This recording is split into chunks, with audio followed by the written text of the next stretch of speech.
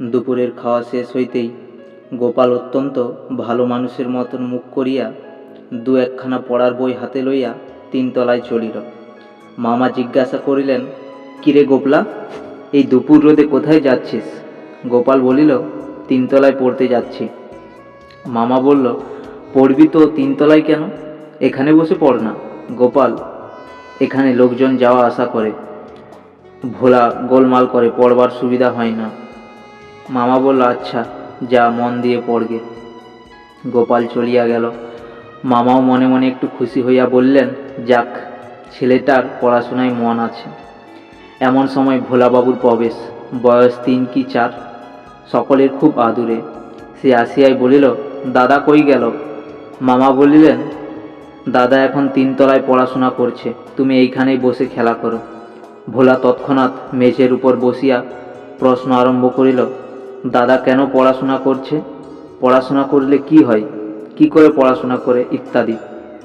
মামার তখন কাগজ পড়িবার ইচ্ছা।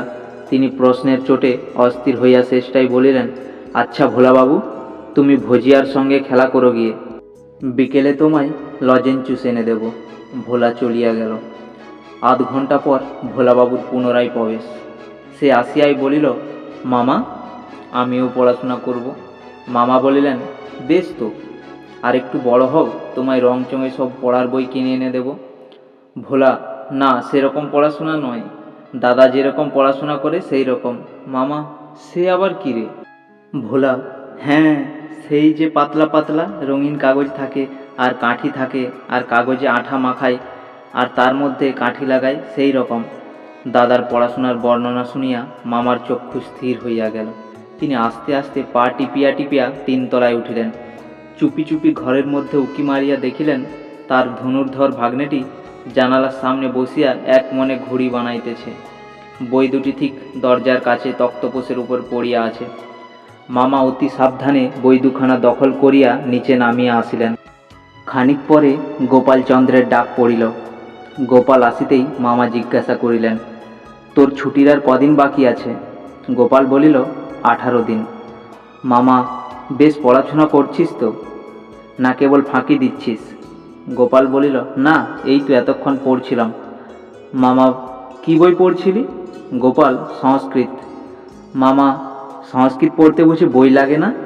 আর অনেকগুলো পাতলা কাগজ, আঠা আর কাঠি নিয়ে নানা রকম কারিকুরি করার দরকার হয়।